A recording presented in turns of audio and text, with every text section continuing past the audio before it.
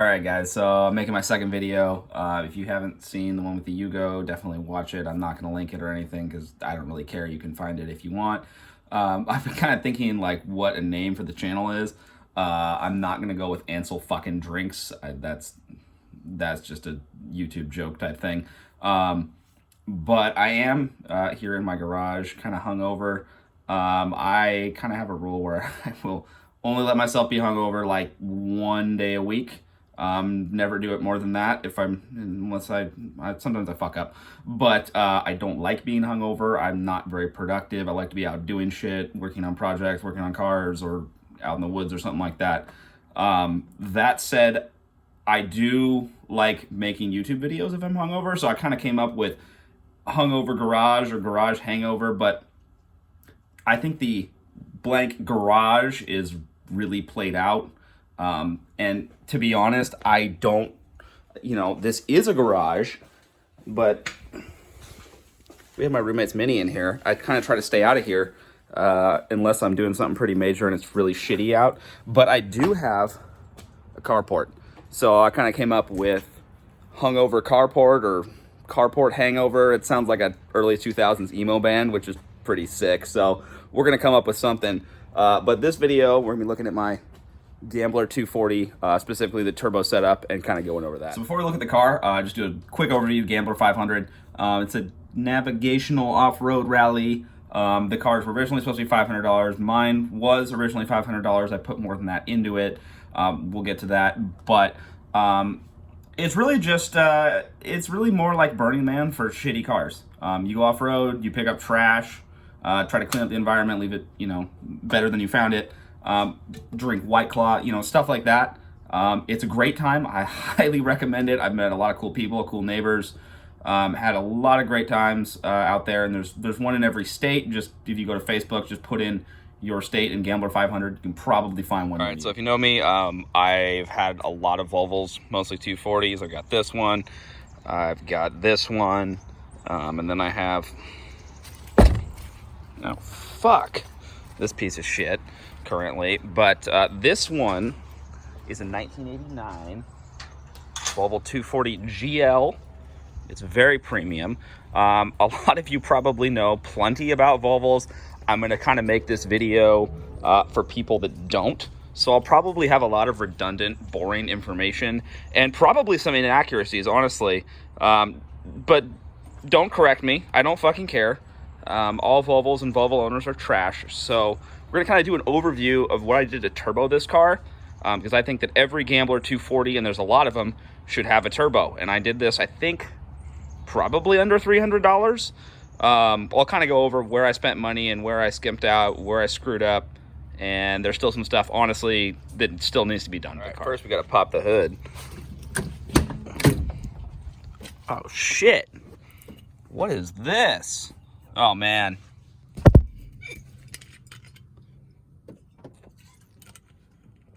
Oh, oh, fuck. Oh, that was really special. Good.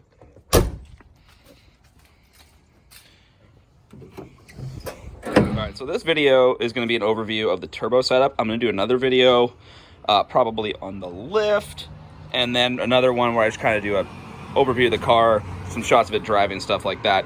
This is specifically me talking about putting a turbo on one of these engines. This engine, I think, had 195,000 something or other. All the turbo stuff is pretty much available bolt-on. There's a couple things you have to do, so I'm gonna kind of go over that. It's been done to death, but I mean, this is kind of for the gambler crowd. Like I said, pretty cheap. I think everyone should do this. All right, so let's start with some of the easy shit first. So all the intercooler piping, this stuff, these guys, should be all available off of a 740 or 940 turbo. As long as you don't get one from a later 940, the intercooler is a little different. This setup, again, intercooler out of a 740. The mounts are really expensive, so Mason, Dirty Mason, made these out of just some stock stuff we got from Ace Hardware for like $5 or something like that. They work really well. I did use the 740 turbo lowers to sit the intercooler in there. You do have to trim your both the coolant hoses, because stock, the radiator will be sitting where the intercooler is. So it pushes it forward or backwards, or I don't know. So you do have to do that. But pretty much this stuff is all, it's, again, all stock stuff, junkyard available, really easy to get the whole intercooler set up. Before I get too into this, it's definitely imperative that I talk about the fuel system that this car has. So 89 and up, so 89 to 93 240s have, well, most of them have what's called Bosch LH 2.4 fuel injection system with a Bosch EZK ignition system. This is the easiest car to turbo out of any of the 240s. If it has the earlier Bosch Jetronic LH 2.2, you're going to have to do something else for the ignition. If you have one of the mechanical, the Bosch K Jetronic, you're gonna have fun. But this is definitely the best here. If you have an 89 to 93, definitely recommend doing it. If you have a 90 up, the engine's going to have the thicker rods in it, which is going to, you know, add more resistance when you really crank up the boost juice. But on, like I said, on 89, 93, really easy. So let's talk wiring here. The only wiring I had to do to add the turbo to this car is this piece here, which moves the mass airflow sensor, which is held in securely, over to this side. That's the only wiring that I had to do. I didn't have to do anything else. So pretty much the computers, which are housed down, well, they're under here. That shit all plugs in. All you need to do is get some from a 740, 940 turbo with LH 2.4. All right, so I actually did remove this panel, so you can see where the ECU sits, and then the EZK gold box sits up above there. You can use the stock computers. I probably wouldn't run more than how much boost can stock support. I wouldn't run more than probably like 12 psi if you're doing that. These are both chippable boxes. So I had chips burned. My buddy Simon Babs, if you want to see some of his videos, I highly recommend checking out Simon Babs. I'm not sure what his channel is, but if you search that, he should probably come up. He burned some chips for me that have additional timing, additional fuel, stuff like that. This allows this car to run 15 psi pretty safely. I could, you know, you could modify it and probably do more than that. All right, let's talk fuel delivery. So I did use stock intake manifold, stock lines. If you have this style manifold, all of that should be just fine. I don't remember, honestly, if I changed the fuel pressure regulator. I probably did. I think it should be a 3-bar. These injectors are definitely not the stock injectors. A lot of people will use the 740 turbo injectors. They're called green tops. Those need a resistor pack wired in over here somewhere. These are from an 850 turbo, which is a 5-cylinder. Readily available in the junkyard, flow more than enough. You can get some from any of the high pressure turbo, newer Volvos, any of the 5-cylinders, stuff like that. But I got these off an 850 turbo and they work just another weird tidbit. This is actually mainly for Forrest if you're watching this. This is the positive crankcase ventilation. Down here would be the little nipple thing. You're gonna wanna remove the flame trap from this.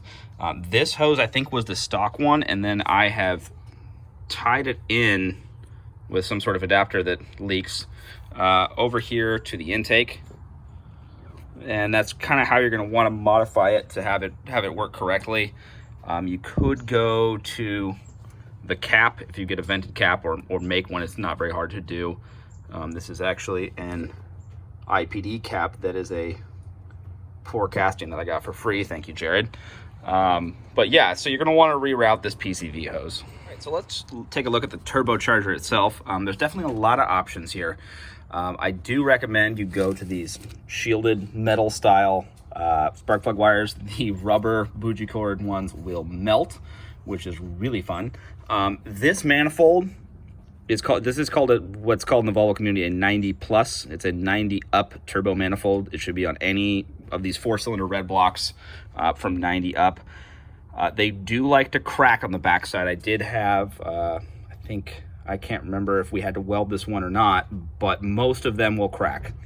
You can definitely, drill it and weld it, keep it from cracking more temporarily, but these manifolds flow a lot better than the old style ones. They're a lot easier to work with. Definitely a big fan of it. This turbocharger, this is a Garrett T3 off of a 740 turbo. So there's a lot of different turbo options. A lot of them will have the Mitsubishi, the 13C or 12B Mitsubishi turbos. In retrospect, I don't know if this is the best turbo, and I'll get to that in a second, but it works pretty well. It bolts on, and it has a 3-bolt flange back here. Get to that in a second, but it produces plenty of boost. It's definitely decently sized for the engine. If you want to make more power, you're probably going to want to go a little bigger. You go to eBay turbo or modify this one or something like that. But for what I'm doing here, it works just fine. So I did spend some money right here on the oil feed line. I got one from Kinagawa, which is pretty much a bolt-on kit. I did lose the dummy light. You can't really see down there. I did lose the dummy light for the oil pressure sender and putting this in. They also came with a drain, and I ended up kind of screwing that up royally. But this feed line, definitely worth it. That's kind of one of the places where I spent money. I spent, I think, $75 on the turbocharger, and I can't remember what I spent on the manifold, maybe $40 or something like that. But I spent something like $60 on this oil feed line, and it works great. Stock ones have a hard line. That's going to be cheaper, but manipulating the hard line is definitely worth it, I think, to go to this stainless. As far as the intake, I probably want to make some sort of snorkel thing. This is just a crappy Spectre or generic, cone filter. And then I've got this, I lucked out, found this new old stock intake hose, which is pretty cool. I think this is off of a 740 turbo or something like that. But I mean, it's just pretty much, you get away with pretty much anything on here. All right, so let's talk turbochargers real quick. So the T3, it does not have an external compressor bypass valve, blow-off valve, anything like that. The Mitsubishi turbos do, and that's one of the reasons that I probably, if I'd done this again, I would go with one of those. They physically are around the same size. This one does not have a CBV at all. So when you let off the throttle on this car and boost, it makes the pretty sick, but not all that great for the turbo itself. I probably will go to some sort of, there is a factory Pureberg CBV that sits right here, and then pipes, I think it mounts the head right here. There's actually bolt-in points, and then goes into here. For now, probably okay. I try not to just chop throttle and boost, but other times I do, because it's really entertaining. For long-term longevity, I probably wouldn't run random shit that you don't really think about. When you do put in this setup, you end up losing the wiper washer fluid bottle, which mine is chilling down here. That's kind of a thing that I didn't really think about. This, you probably would want one from a 740 turbo. It's going to be kind of a cylinder that sits right here. Move this back maybe 4 inches. Right now I'm just kind of, it's really not optimal. That's kind of another little thing you got to watch out for. As far as the drain, you need to figure out how you're going to do the drain, and that's kind of one of the worst bits to do. So off the turbo stock, it drains into the block, and luckily on the non-turbo engines, like this one was, the boss on the block is still there. So we drilled it out, and then put some sort of plumbing fitting in there. And I bought these fancy AN fittings, but I bought the wrong size, and they were not going to work. So I used some sort of high temp hose, and then used a barb fitting on either side, and then just clamped that on. It's held up pretty well. I did it on my other car, my black 240, and I used some AN fittings there and some press lock hose that was braided. It was not braided stainless, and that was a lot easier to work with. If I did it again, I'd probably do that. But I think the drain hose, I think I got two feet of the hose for maybe like $15 or something like that. And then the fittings were probably about that much in addition. So that's another thing you have to think about when adding the turbo, is how you're going to do the drain. You can do a drain to the pan. That's going to be a little bit different. It's going to be a little bit farther. I elected to do it this way only because I took the motor out and swapped the transmission. So this car stock had the AW70, which is one of these guys, which is physically identical to the AW71 or 72. I guess 72 is a little bit different. I used an AW72. And it gave this car some weird characteristics, but it will hold up to the power. The AW70 would probably have exploded. If you have a manual in there, you probably could get away with it as long as your clutch is good. But I like to go with the automatic. It's kind of what I prefer for a vehicle like this. So when you go to this setup, it's pretty hard to find the actual fan shroud that's supposed to be here for the fan clutch. I recommend just going one of these Volvo 850, SV 90, 70.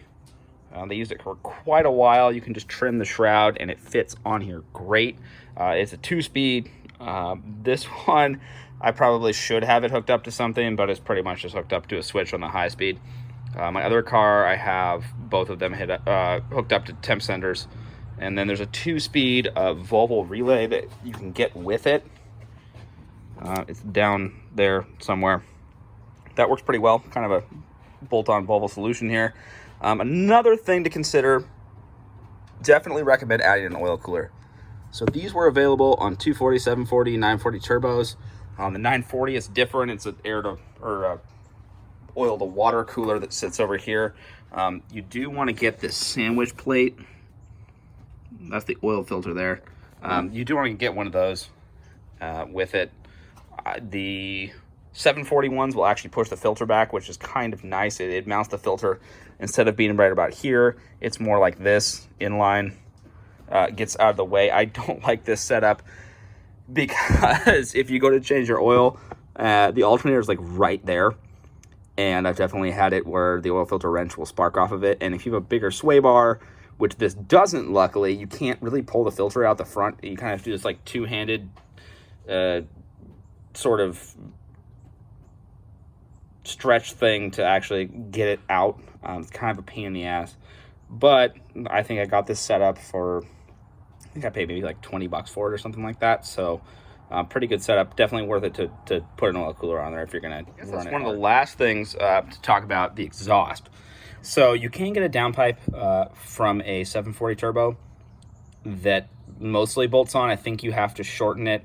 This was kind of a custom setup that I lucked out on. I think I paid about like 75 bucks for it. And someone that I won't name was graciously able to weld it for me for free, which was really awesome. I really owe you one if you're watching this, but you said that it was so shitty that I should never mention who it was. So I actually did do a full exhaust on this. It's got a cat.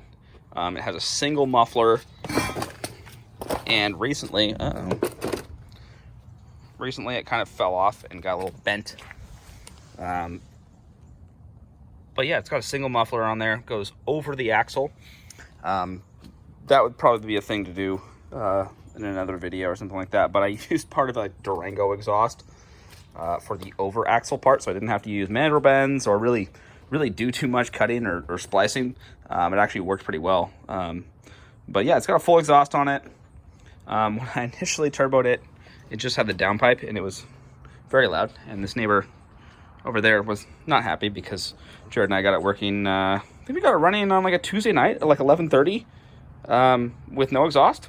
So that was a fun trip. Last thing, this is something that I didn't do. This turbo does not have the water cooling hooked up.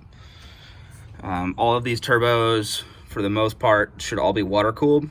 And this one has some weird pipe fittings on it. It was rebuilt at some point. It might actually be a Ford center section. The Volvo stuff should all have bolt-on options for water cooling, but this turbo did not. So I'm currently running it just oil cooled. I try to let the car idle after turning it off, so you don't really, coke out that oil. It's something I'm going to do in the future. It's something that I would definitely do if you're trying to run these with any sort of longevity, is definitely hook up the water cooling. Yeah, this one needed some weird adapters to get that stuff going, and I just haven't quite gotten to it. It has been fine. I do always run it with the fan on to try to keep it cool. I try to leave the fan on after I turn the car off. Again, I let it idle. The car does great, but it's definitely something I would recommend adding. It kind of just adds another gambler aspect to it, I guess. So that's kind of my overview of the turbo setup in this car. Like I said, I think I spent under about $300 on this. If you have an LH 2.4 Volvo, I highly recommend doing this. It's really easy to do. Get a couple buddies, get some beer, weekend. It can be a pretty easy setup. Like I said, mostly bolt-on stuff. You can go aftermarket and do some weird eBay shit, but I think this is the cheapest, best, most reliable way to do it. And like I said, highly recommend it. Another thing I would do when turboing one of these is definitely get a calibrated boost gauge. The stock Volvo 240 boost gauges did fit in here, but they're just colors. They don't really have boost numbers. And you want to see how much boost juice you're running, highly recommend it. Also recommend a VTEC gauge. Make sure you're hitting that VTEC real well. And don't forget a non-functioning radio. I mean, this is the optimal setup. It's pretty nice. All right, so that's my video. I'm putting a turbo on a 1989 Volvo 240.